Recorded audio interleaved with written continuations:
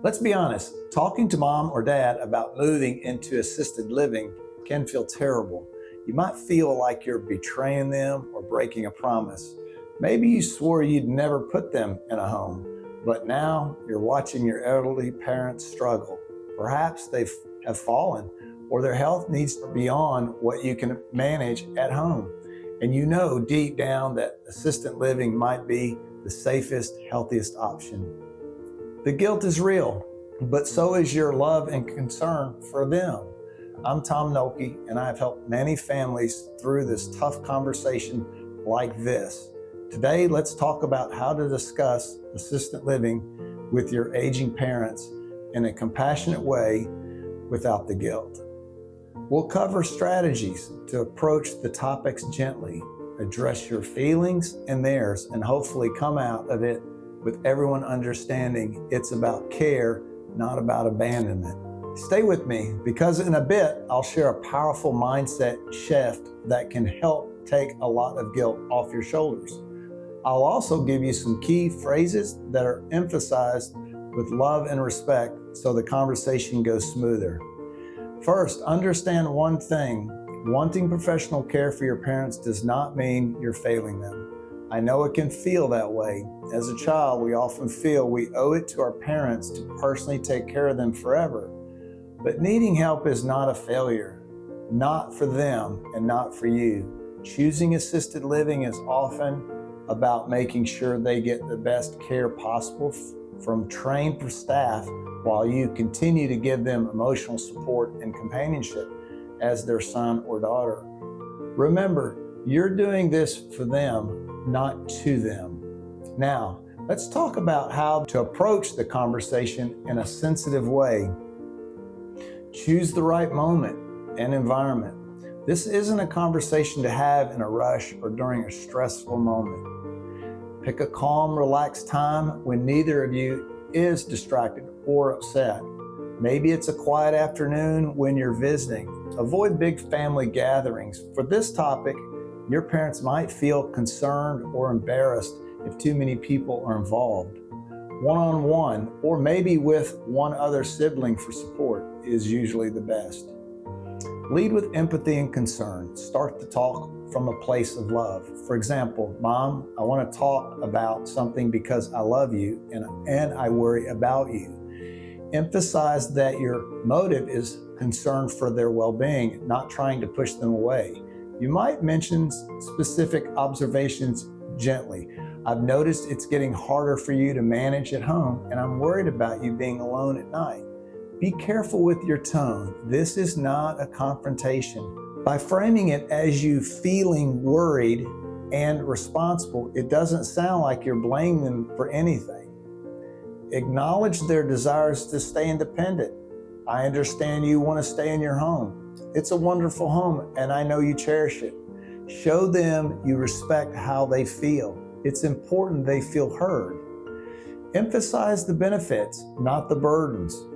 Guilt often comes from focusing on the negatives, like you're putting them away or you're taking them from their home. Instead, shift the focus to what they gain with assisted living. Talk about the positives. At a community, you have your own space, but also help nearby if you need it. Or you'd have folks around to chat with, activities to enjoy.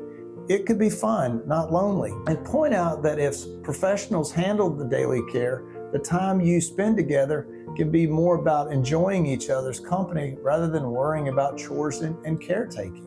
Involve them in the decision as much as possible. A big guilt trigger is feeling like you're forcing a decision on your parents. To avoid that, give them as much control as is practical.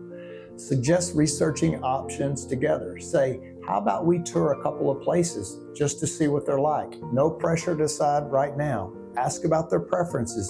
If you ever did live somewhere else, what would you want it to be like? Maybe somewhere with a garden or a place that allows pets? By involving them, you show respect and help them feel it's their choice too. Maybe say, let's just visit one place with no commitment. And if you don't like it, we can hold off. Give them that bit of control that can really help. Reassure them And continuously throughout the conversation, make it clear that you're not abandoning them. Sometimes parents feel that moving means you'll disappear. Let them know we will still see each other all the time. This doesn't change our Sunday dinners or me calling you every day. Explain that you'll still be in their life just as much. You'll visit, call, and have them over just like before. This helps them and you see that it's about getting additional help, not replacing family. If appropriate, you can even admit that this is hard for you because you love them and want the best for them. So they know your heart is in the right place. One helpful question is what would you want if you ever needed more help day to day? This hypothetical lets them express wishes without feeling pressured. You might learn their biggest worries, maybe missing friends or routine, which you can then address, like promising regular visits with friends or choosing a nearby community. Involving them in envisioning the future makes it more their choice. Guilt often comes from the thought, I'm abandoning my parents. Reframe that. Your duty is to ensure your parents is safe, cared for, and as happy as possible. Sometimes fulfilling that duty means getting them professional care. You actually being responsible by recognizing you alone can't do everything. Think about it. You wouldn't want your child to ensure you had the best care rather than struggle alone. It's not abandonment, it's love in another form. It may take a few conversations for them to come around. You can also enlist help. Perhaps a doctor or a family friend can gently recommend that extra care would be a good idea. Hearing it from a professional like a doctor say, it might be time to consider assisted living for your health, can carry a lot of weight and remove the feeling that it's just you pushing. Remember, needing help isn't something to be ashamed of, and helping your parents get that help is an act of love, not betrayal. Feeling a little guilty or sad is normal. It means you care, but don't let it stop you from doing what will keep your parents safe and well. I want you to have additional support. I put together Tom's Estate Rescue Kit, which includes tips for tough family conversations and checklists for planning transitions like this. It's free at the link below or scan the QR code on your screen. Be my guest and download it if you need something extra, guidance or reassurance. If this conversation helped you, please like this video.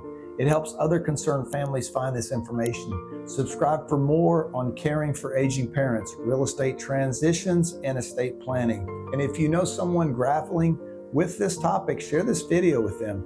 Knowing they're not alone can make a big difference. Thanks for watching and for caring so deeply about your loved ones. Approach these talks with empathy and honesty, and you'll do just fine. Take care and see you in the next video.